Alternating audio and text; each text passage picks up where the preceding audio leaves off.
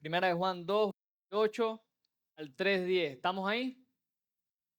Leemos la palabra del Señor. Dice así: Y ahora, hijitos, permaneced en él, para que cuando se manifieste tengamos confianza, para que en su venida no nos alejemos de él avergonzados.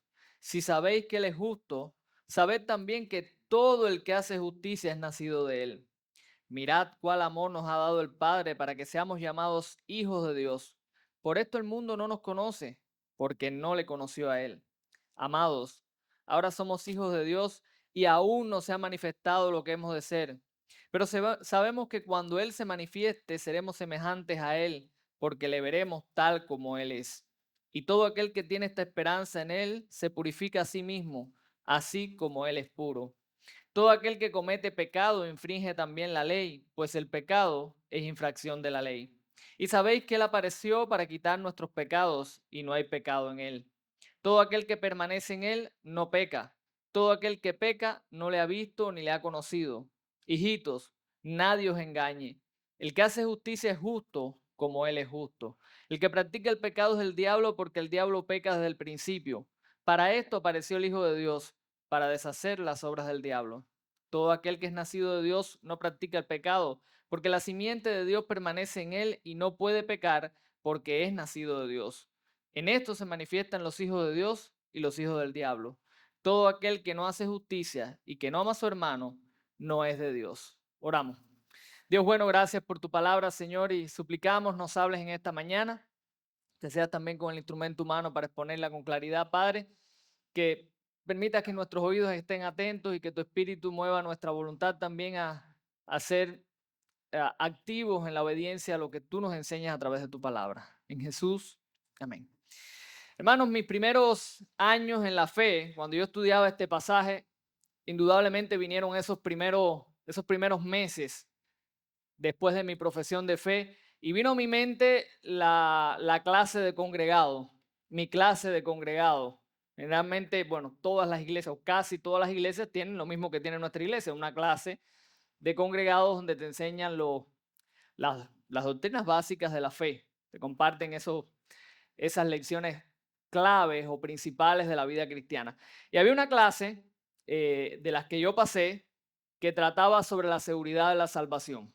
Imagino que muchos de ustedes han también compartido esa lección, porque algo que necesita todo creyente es estar seguro de que tiene salvación. Pero yo recuerdo que cuando se preguntaba cómo tener seguridad de que has sido salvo, las respuestas eran más o menos algo así: ¿has creído en Jesús como tu Señor y Salvador? Sí. ¿Lo hiciste con sinceridad de corazón? Bueno, sí, creo que sí. Entonces eres salvo y puedes tener seguridad. El problema es que eso en sí mismo ya tiene, y valga la redundancia, ya es un problema, porque las escrituras dicen que si creemos en Jesús, somos salvos, ¿no es verdad? Si lo hacemos y si creemos de todo corazón, si fue real esa profesión de fe, si yo me arrepentí realmente de mis pecados y he creído, soy salvo. Pero ¿cómo tengo yo seguridad de que yo lo hice con sinceridad? ¿Cómo yo tengo seguridad de que esa profesión fue real? ¿Cómo yo tengo seguridad de que mi engañoso corazón, como dice las escrituras, que engañoso es el corazón y perverso, más que todas las cosas, ¿quién lo conocerá? ¿Cómo yo tengo la certeza de que no he sido engañado por una emoción, por un sentimiento? Hermanos, todo creyente merece y debe tener seguridad de su salvación, pero esa seguridad no puede estar basada en algo débil, en algo, en emociones, en sentimientos, en una profesión de fe. La profesión de fe, por supuesto, es lo que es ese paso que damos cuando confesamos a Jesús, pero mi seguridad no puede estar basada en eso. Las escrituras no nos llevan en ese sentido. El apóstol Juan quería que sus hermanos a la iglesia a la que escribe tuvieran esa tranquilidad, tuvieran esa certeza de que ellos eran hijos de Dios. Pero él no les dice a ellos: si confesaste a Jesús y creíste, eres salvo. Él les pone una base mucho más firme para su seguridad. Y es la que vamos a estar viendo en esta mañana. Y es la siguiente: los hijos de Dios no viven en el pecado. los hijos de Dios no viven en el pecado. ¿Cómo yo sé que yo tengo salvación? ¿Cómo yo sé que yo realmente soy un hijo de Dios? Porque los hijos de Dios no viven en el pecado. Y eso lo vamos a estar viendo en esta mañana. Mis hermanos, toda la porción, si ustedes fueron atentos a la lectura, es muy enfática en esta verdad. El versículo 29 del capítulo 2 dice: si sabéis que Él es justo, sabed también que todo el que hace justicia es nacido de Él. Todo el que hace lo justo, lo recto, lo correcto, es nacido de Él. Después en el capítulo 3, a partir del versículo 3, dice: todo aquel que tiene esta esperanza en Él se purifica a sí mismo, así como Él es puro. O sea, busca una vida de pureza.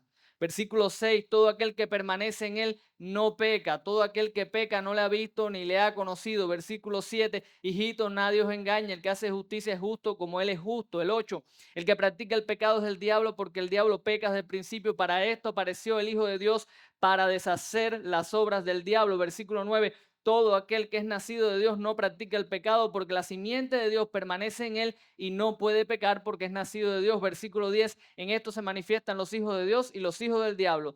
Todo aquel que no hace justicia y que no ama a su hermano no es de Dios. Juan está siendo bien enfático en dejar claro que una de las cosas, y no es lo único porque la carta de Juan tiene muchas marcas, nos va mostrando muchas marcas de lo que es un verdadero hijo de Dios, pero en esta porción Juan ha sido muy enfático en dejar esto en claro. Los hijos de Dios no viven en el pecado. ¿Por qué es importante que se entienda esa verdad?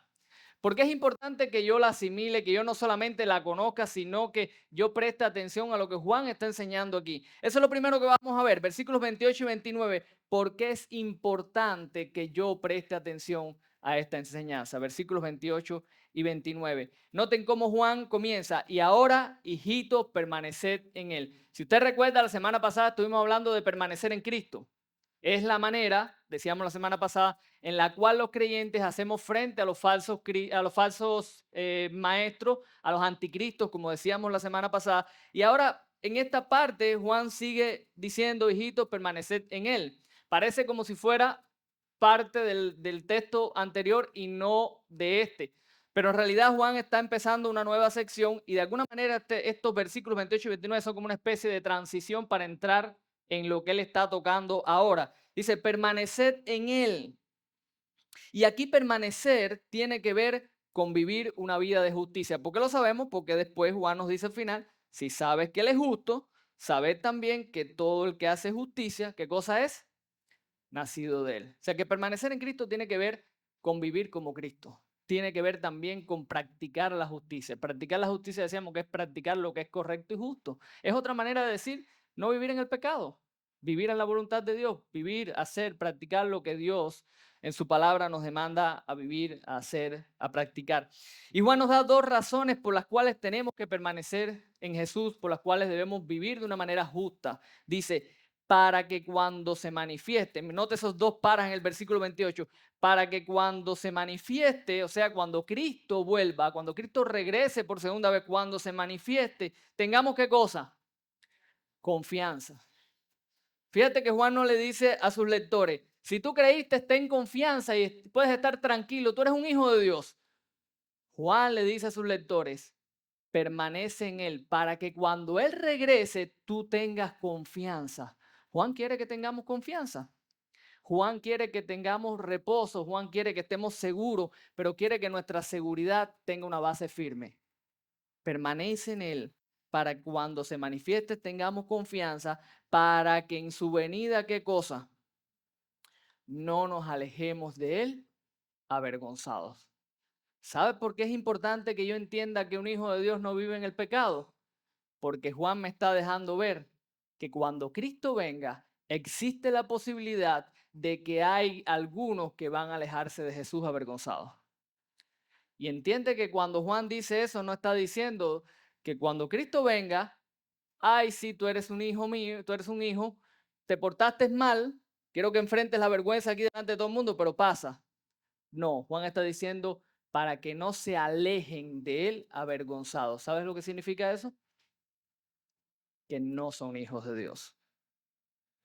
Existe la posibilidad, existe el peligro de que muchos afirmando o profesando una fe con sus labios, realmente no sean hijos de Dios y tengan que experimentar no el gozo, no la bendición, no la alegría, como dice Pablo cuando le escribe a Timoteo, que dice, ya yo terminé la carrera, me está guardada la corona de vida que Dios ha prometido, que Dios ha prometido no solo a mí, sino a todo aquel que le ama.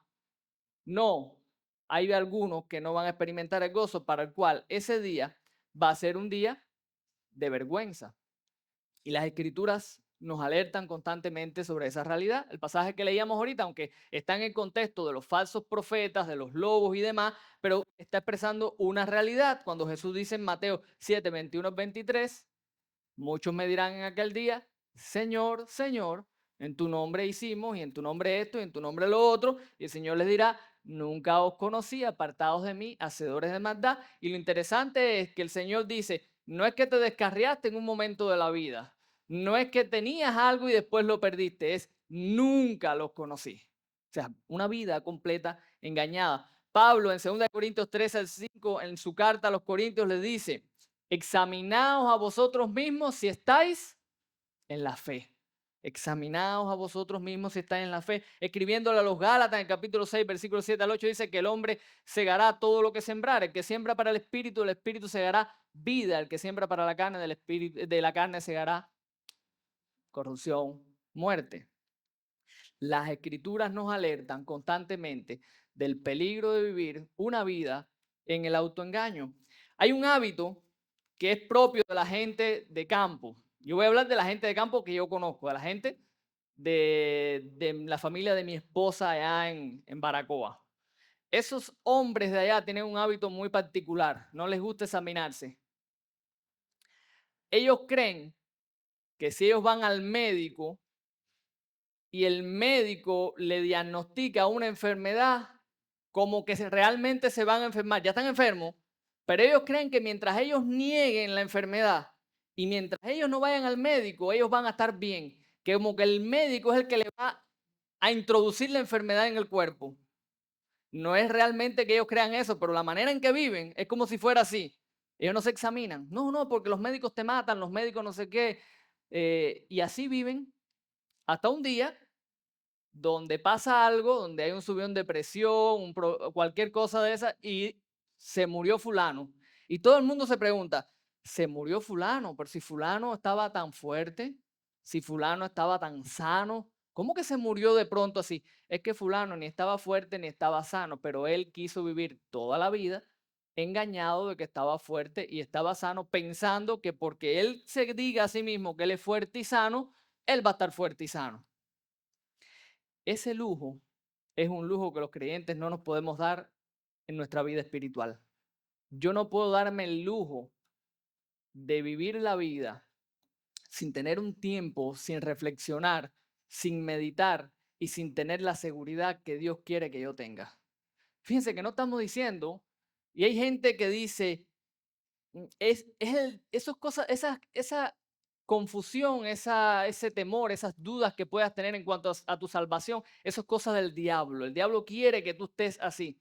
¿Será el diablo realmente? ¿O al diablo le interesará más bien que a ti no te preocupes por eso? Yo creo que al diablo lo que le preocupa es que nosotros no nos preocupemos por eso y no pensemos en esas cosas. Pero las escrituras no nos enseñan eso. Las escrituras nos dicen que esto es algo importante para nuestras vidas. Que sí, tenemos que tener esa seguridad, pero esa seguridad tiene que tener una base firme. Nosotros no nos podemos dar el lujo de no pensar, de no reflexionar, de no creer que esto no tiene importancia para nuestras vidas. ¿Te das cuenta entonces por qué entender que los hijos de Dios no viven en pecado es importante para ti y para mí? ¿Te das cuenta por qué? Hay un peligro, es un peligro real. Hay un momento en la historia, ¿cuándo será? Yo no lo sé. ¿Cuándo va a venir Jesús? ¿Alguien sabe? Yo no sé. Puede ser mañana, pasado, de aquí a un rato, el mes que viene, el año que viene, dentro de 10 años más, 1000 años más, lo que el Señor disponga, porque eso no lo sabe nadie. Pero eso va a ocurrir. Un día va a ocurrir. Y si no ocurre en esta generación, lo que probablemente tú sí te vas a encontrar con Él en cualquier momento. Porque hoy estamos y mañana no estamos. Y tú necesitas tener esa seguridad en tu vida. La palabra de Dios nos invita a reflexionar, a tomar en serio este asunto. Yo creo que hay dos preguntas que cada creyente tiene que hacerse, o que cada ser humano tiene que hacerse durante toda su vida. La primera es, ¿cómo puedo ser salvo? Esa es la primera. Y la segunda, ¿cuál es entonces? ¿Cómo sé que soy salvo? ¿Cómo puedo ser salvo? Era la pregunta que hacían las personas cuando el cristianismo comenzó a predicar, ¿qué puedo hacer? ¿Qué debo hacer para ser salvo? Pero la segunda pregunta que tenemos que hacernos es, ¿cómo sé que soy salvo? ¿Cómo sé que soy un hijo de Dios? Es un tema, hermanos, importante. Ahora, habiendo entendido entonces la importancia, habiendo entendido la seriedad de yo comprender por qué un hijo de Dios no vive en el pecado, vamos entonces a concentrarnos en entender entonces a la luz de este texto por qué es que un hijo de Dios no vive en el pecado. Y antes de responder a eso, quiero definir lo que es vivir en el pecado. Y quiero definir también y decirte por qué uso la palabra vivir y no otra palabra. ¿Por qué no usé, por ejemplo, practicar el pecado como usa Juan aquí? ¿Por qué usé la palabra vivir? Primero, vivir es una palabra que, aunque no está en el texto, resume lo que creo que Juan está tratando de hacer al hablar de que el Hijo de Dios no peca. Quiero que veamos el versículo 6. Juan dice, todo aquel que permanece en él no peca. Todo aquel que peca no lo ha visto, no lo ha conocido. El 8 y el 9 dice, el que practica el pecado. En el versículo 6 nos dice el que peca, en los versículos 8 y 9 nos dice el que practica el pecado. Déjame decirte lo que no significa vivir en el pecado. Vivir en el pecado no significa que tú y yo como creyentes no pequemos. Edgar lo decía ahorita, pecamos. Los hijos de Dios pecamos. Y es importante aclarar eso. Parece una tontería y una redundancia, pero hay quienes, tomando pasajes como este, tomando el versículo 6, han enseñado que el cristiano llega a un punto en su vida espiritual en que no peca nunca y no tiene tentaciones. Pero Juan no está enseñando eso, sino en el capítulo 2 no nos hubiese dicho que si alguno hubiera pecado, que tenemos abogado, y que el que diga que no peca se engaña a sí mismo. Todos pecamos. Los cristianos también pecamos. Juan no está diciendo que los creyentes viven una vida ininterrumpida donde no hay pecado en sus vidas. Eso es falso. Eso quiere decir, mi hermano, que tu esposa va a pecar. Eso quiere decir que tu esposa va a fallar, que cuando tenga su periodo te va a hablar mal. Y tú no puedes pensar que porque tu esposa te habló mal durante el periodo es porque ella no es cristiana, porque mira, todos los meses tenemos esta discusión, porque todos los meses tiene el periodo y todos los meses está molesta. ¿Sí o no? Mi hermana, tú no puedes pensar tampoco que tu esposo no va a pecar, que tus hijos no van a pecar, que tú no vas a pecar, que tus hermanos en la iglesia no van a pecar. Todos vamos a pecar en un momento u otro. Juan, perdón, no está hablando de que el cristiano no peca. Juan está enfatizando que en la vida de un cristiano el pecado no es un estilo de vida. Por eso me gusta, como él lo dice en los versículos 8 y 9, no practica. Y por eso en la enseñanza de este texto he usado la palabra vivir, no vive en el pecado. No es el ambiente natural y normal de un hijo de Dios. Déjame ilustrártelo. Yo visito frecuentemente la casa de mi mamá. Y yo voy a la casa de mi mamá y yo puedo almorzar, comer, tomarme un café, pasar un rato. Pero cuando se va acercando la tarde, ya yo me siento incómodo en la casa de mi mamá. ¿Por qué? Porque ese ya no es mi hogar, ya no es mi casa. Yo tengo mi casa con mi familia donde yo me siento cómodo. Y aunque yo en momentos determinados, cada cierto tiempo, puedo ir a la casa de mi mamá, yo no permanezco en la casa de mi mamá. Yo no me quedo en la casa de mi mamá porque ya ese no es mi lugar. Fue mi hogar un día, fue mi casa, pero ya no lo es. Lo mismo pasa con el pecado. El pecado fue nuestro hogar, fue el ambiente en el que nosotros vivíamos. Era nuestro día a día, el lugar de nuestra comodidad. Pero cuando nosotros pasamos a ser hijos de Dios, ya nosotros no nos sentimos cómodos ahí. Y frecuentemente, aquí está la diferencia entre el ejemplo, porque yo voy a casa de mi mamá porque disfruto pasar tiempo con mi familia. Pero en el caso del pecado, salvando ahora la diferencia, yo visito, frecuento ese lugar porque como hombre, como ser humano que vive en este cuerpo, en ocasiones yo peco, en ocasiones yo fallo, pero yo no permanezco ahí porque no es mi lugar y yo ahí no me siento bien. ¿Qué te quiero decir con esto y qué es lo que creo que Juan está diciendo? Que para un hijo de Dios el pecado no es algo en lo cual pueda permanecer mucho tiempo y sentirse bien. Vivir en el pecado es que tu vida transcurra y tú estés constantemente como un hábito en tu vida practicando el pecado, sin que tú te sientas mal, sin que te moleste. En realidad lo que te molesta te hace sentir mal y lo que pasas trabajo es para vivir una vida de justicia, pero no te sientes mal con el pecado, no te sientes incómodo con el pecado, no te molesta, no te angustia. Si esa es tu condición, a eso es lo que Juan se está refiriendo. El Hijo de Dios no está en esa condición.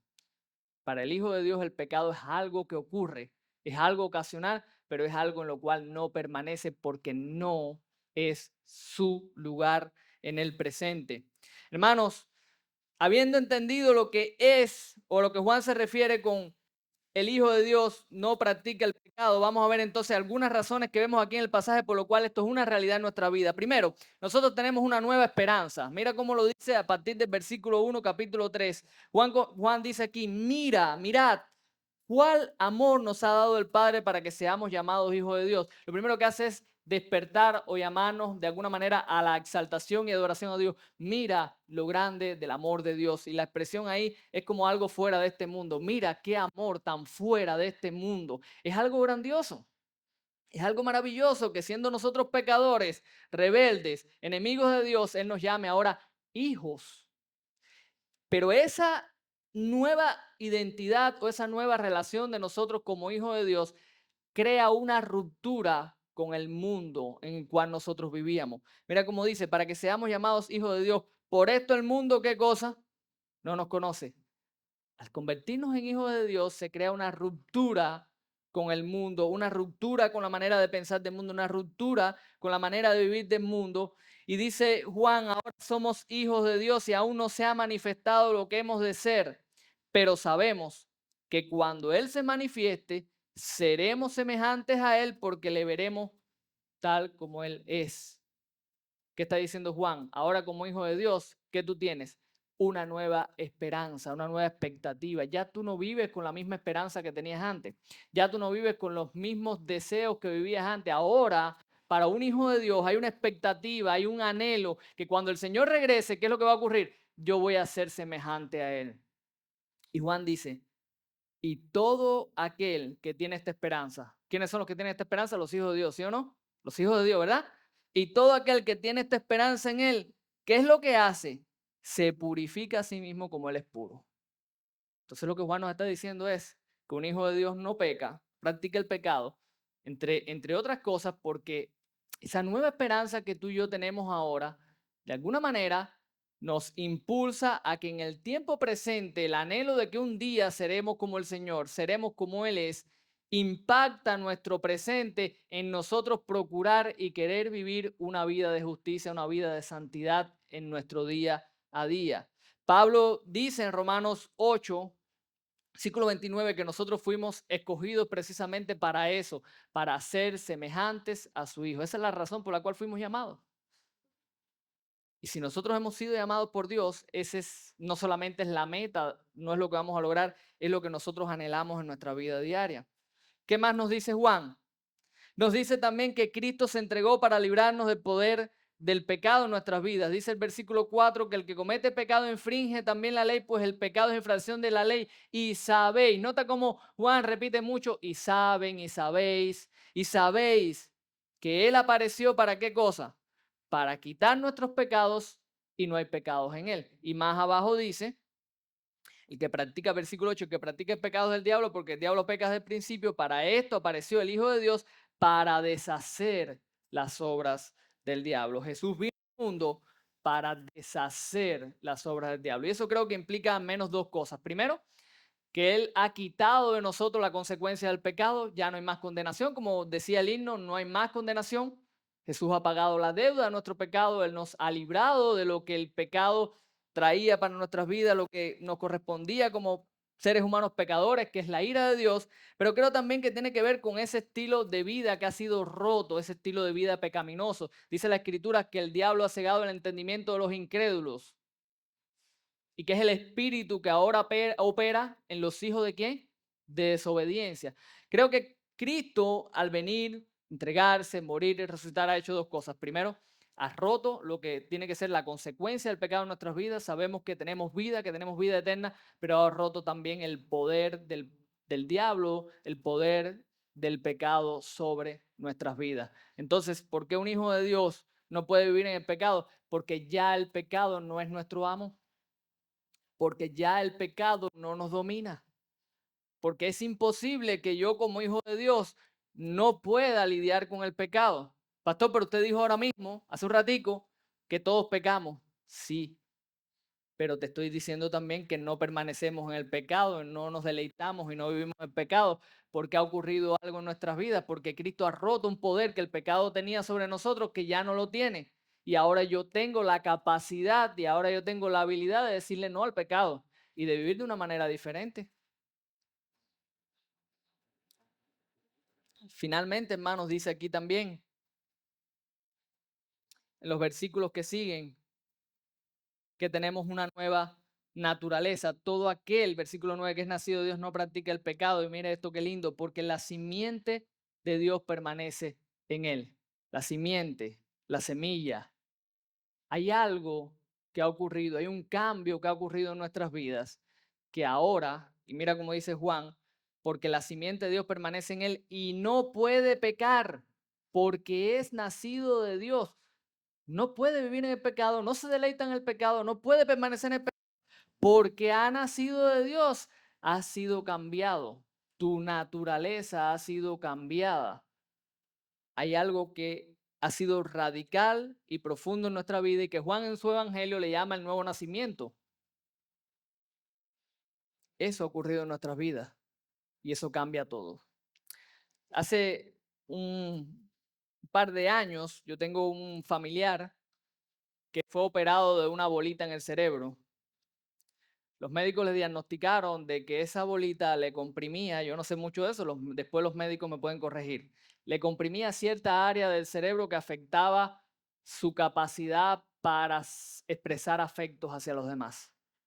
Y cuando los médicos descubrieron eso, después de, ya esa persona tiene 50 y pico de años, 60, todo el mundo dijo, ahora entendemos por qué fulana era tan despegada, con esa actitud fría hacia los demás. Y todo el mundo se puso contento cuando lo fueron a operar porque iban a quitarle la bolita que le comprimía el área afectiva y que no le dejaba experimentar afectos. Así que fue operada, le quitaron la bolita y ¿saben qué? Se volvió la persona más cariñosa del mundo. No, sigue siendo la misma persona sin afectos, sigue siendo la misma persona eh, que no, que no disfruta de su familia, sigue siendo la misma persona. ¿Sabes por qué? Porque el problema no es la bolita, el problema es que no es una hija de Dios. El problema es que eso está en su naturaleza y yo no estoy descartando de que hay asuntos médicos y yo no estoy descartando de que hay cosas en la química, en la parte biológica del ser humano que pueden afectar el comportamiento. Los médicos lo saben que es así, que hay cosas que pueden afectar el comportamiento. Pero en el caso de ella, siempre fue así porque esa es ella. Pero eso es lo que no ha ocurrido con un hijo de Dios. Un hijo de Dios ha sido cambiado y el gran problema y la corrupción de nuestro corazón ha sido arrancada y se ha puesto una simiente en nuestro corazón que no nos permite vivir de otra manera. Hermanos, nosotros somos o nos comportamos de acuerdo a lo que somos.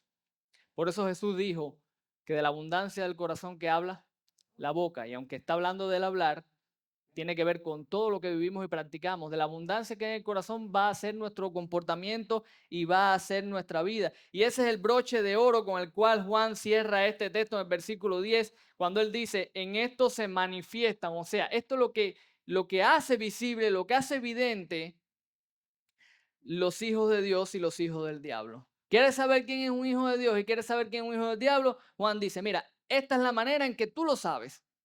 Todo aquel que no hace justicia Y que no ama a su hermano, ¿qué cosa? No es de Dios. Punto. En el amor a los hermanos no nos vamos a meter porque es el texto que viene. Vamos a dejarlo ahí para el próximo sermón. Nos vamos a quedar en la parte de no hace justicia, que es lo que hemos venido tratando. Pero Juan es claro. Si tu vida no es una vida donde se refleje, donde se muestre la práctica de la justicia, o lo que es lo mismo, si tú no vives una vida de justicia, si tu vida está caracterizada por el pecado, pecado sin arrepentimiento, pecado sin dolor, pecado sin sentirte incómodo, Juan dice claramente, no eres un hijo de Dios. Entonces, pastor, ¿qué tengo que hacer? Voy a comenzar a hacer todo lo que tengo que hacer, voy a ser obediente a la escritura porque yo quiero ser un hijo de Dios. No lo entendiste. Juan no está diciendo que si tú vives una vida de justicia y si tú te apartas del pecado y tratas de ser constante, persistente en vivir una vida de justicia, tú vas a ser un hijo de Dios. No, Juan no está diciendo eso. Juan está diciendo que eso es lo que evidencia que tú eres un hijo de Dios. Lo primero está condenado al fracaso, es el legalismo. Voy a vivir de esta manera para ser un hijo de Dios. Juan no está diciendo eso. Juan no está diciéndole a nadie que viva de ninguna manera, le está diciendo, si eres un hijo de Dios, se va a ver de esta manera. Va a ser lo natural porque es el fruto, porque es la naturaleza. Si tú eres un hijo de Dios y tienes la simiente de Dios, tú te vas a parecer a tu padre por naturaleza. Si tú tienes que esforzarte para aparentar ser un hijo de Dios, porque no lo eres. Y ahí donde tiene que estar tu tranquilidad y es ahí donde tiene que estar tu confianza. Si tú entiendes esta verdad, tiene varias implicaciones para tu vida. Primera, es la manera objetiva en la cual evaluamos nuestra salvación. Esa es la manera objetiva. Las otras no te van a ofrecer seguridad, pero esta te ofrece seguridad. Si tú puedes examinar tu vida y puedes preguntarte, bueno, déjame tomarme el tiempo y déjame examinar mi vida. Ahora no, porque se pierde lo que queda de sermón. Después, cuando llegue a su casa, te puede examinarse y decir, bueno, ¿cómo es mi vida? Sí, yo lucho con el pecado, pero el pecado no es una práctica en mi vida. Sí, de vez en cuando estoy fallando, pero yo estoy lidiando con eso, estoy creciendo, me siento mal con eso, estoy luchando con eso, hay una guerra, hay una lucha en mí, pastor, pero esa lucha no debería indicarme que yo no soy hija de Dios. No, al contrario, la lucha te indica que eres un hijo de Dios. Y en ese sentido, yo quiero, porque Juan quiere que la gente se sienta animada, no que se vayan ahora desanimada, sino animada. Si tú luchas con el pecado, si tu vida es una lucha y es una batalla, tienes que sentirte bien porque eso indica de que a ti el pecado te importa y de que estás luchando con él. Eso es un síntoma, eso es una señal de que tú eres un hijo de Dios. El hecho de preguntarte y estar inquieto por tener seguridad de tu salvación es señal de que eres un hijo de Dios, porque al incrédulo le da lo mismo si es salvo o no es salvo, no se inquieta por eso, pero que a ti te inquiete y que a ti te preocupe, que tú quieras saber si tú eres un hijo de Dios y quieras tener esa certeza, eso es una señal de que tú realmente has cambiado, de que hay cosas que a ti te importan que antes quizás no te importaban. Entonces tú mides tu salvación, tú evalúas tu vida y tú puedes mirar si hay una batalla, si hay una lucha, si hay un, una, un aborrecimiento o un rechazo a ese estilo de vida que te caracterizaba antes y que ahora para ti no es factible, ahora para ti es difícil lidiar o vivir con ese pecado con el que antes tú te sentías cómodo. Eso te va a dar una medida justa para evaluar tu salvación. Otra implicación que te va a dar también una manera, y antes de pasar ahí, es para evaluar tu salvación, la tuya, no la de otro.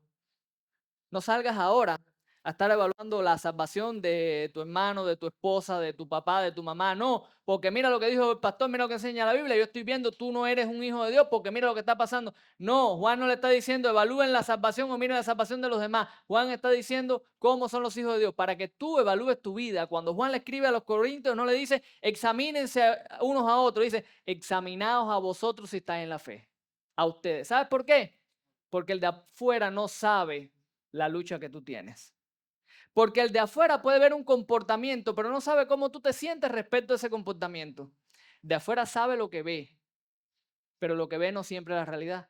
A veces de afuera estás viendo un desastre de persona y esa persona por dentro tiene una batalla y una lucha con su pecado, que no la tienes tú, porque quizás no tienes esa persona no tiene tu madurez, no ha pasado por lo que tú has pasado o tú no has pasado por lo que ella has pasado y tú no puedes desde afuera estar evaluando la salvación de una persona sin tú conocer y estar en el corazón de esa persona. Entonces cuídate de estar juzgando quién es y quién no es. Eso lo tenemos que hacer. El que sabe mi vida soy yo y el que sabe mis luchas soy yo. Soy el que puede evaluar mi corazón. Animémonos unos a otros a evaluarnos nosotros mismos. No nos estemos evaluando unos a otros. Lo segundo que quería decir, la segunda implicación, es que esta es una manera también de evaluar a aquellos que enseñan falsedades. Nota que Juan una vez más, y él está en toda la carta lidiando con esto, le dice en el versículo 7, nadie los engañe. Recuerden que los falsos maestros, estos anticristo, una de las cosas que enseñaban era que no importaba pecar, porque el pecado era en el cuerpo y no afectaba el espíritu, y lo que hacía con el cuerpo no importaba. Y por eso Juan está siendo tan enfático de decir, mira a ver que no te dejes engañar, los hijos de Dios no practican el pecado, eso no es propio de un hijo de Dios, porque aún de las buenas doctrinas pueden salir muy malas cosas. Ustedes recuerdan ese movimiento que ya se ha olvidado un poquito del famoso 666. Comenzó por una doctrina que es buena y es bíblica. Una vez salvo, siempre salvo. Nosotros creemos eso. Pero lo que viene después es una distorsión de la verdad de las escrituras. Si yo soy salvo y siempre salvo, puedo vivir como yo quiera. Y ahí es donde está la falsedad. Y Juan y alguien pudiera, y muchas veces nosotros, los que somos bautistas, se nos ha dicho, es que si yo creo que la salvación no se pierde, entonces, y que tú tienes la salvación y no la vas a perder, puedes vivir como quieras. Mi hermano, o aquellos que puedan opinar de esta manera, no han entendido las escrituras porque Juan acaba de decir que para un hijo de Dios esto no es posible. No se trata de lo que tú crees o no creas. Se trata de quién tú eres. Si tú eres un hijo de Dios, ya sea que creas que la salvación se pierde o ya sea que creas que no se puede perder, la práctica del pecado no va a ser una marca en tu vida porque no depende de si yo creo, si yo tengo que creer que la salvación no se pierde para yo vivir como yo quiera, yo estoy demostrando con eso que yo no soy un hijo de Dios y que estoy usando las escrituras o que estoy usando las doctrinas para yo sostener mi manera impía de vivir.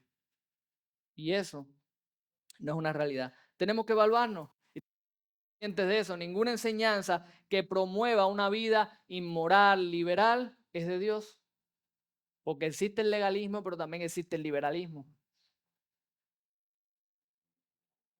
Quiero preguntarte, ¿tienes tú esta confianza delante de Dios? ¿Tienes tú la tranquilidad en tu corazón de que eres un hijo de Dios? Reflexionando y meditando lo que hemos estado viendo hoy, puedes decirte a ti mismo, soy un hijo de Dios. Si es así, alaba a Dios. Y darle gracias porque no te hiciste un hijo, es una dádiva de Dios, un regalo precioso, que Dios te quiera tener como hijo. Y es una tremenda bendición. Pero si esa no es tu realidad, pues considera esto una tremendísima y bella oportunidad para reevaluar tu vida y reevaluar qué vas a hacer en los próximos o cuáles serán tus próximos pasos. Si tú no puedes ver en tu vida la marca de un hijo de Dios, no persistas en el engaño. Corre a la cruz, porque es una muestra del amor y de la gracia de Dios que estés escuchando también esta verdad, para que puedas arrepentirte y puedas creer, para que puedas aferrarte a Cristo, para que puedas confiar en Él. No persistas en el engaño, porque un día Cristo regresará y algunos recibirán la corona, pero otros se irán avergonzados.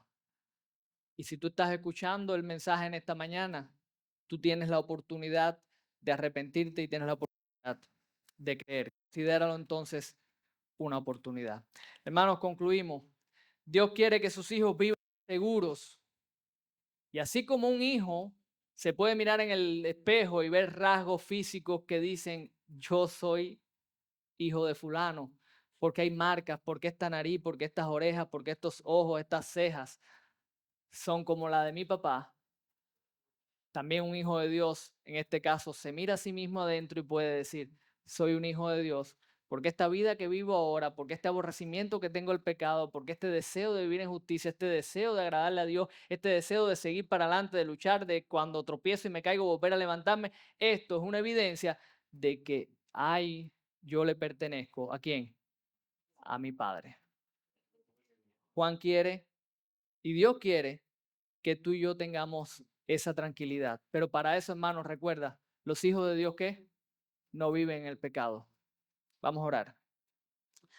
Dios, bueno, gracias por tu palabra, Señor, y tu infinito amor para llamarnos hijos, Señor, para traernos a la fe, para hacernos tu pueblo, Padre.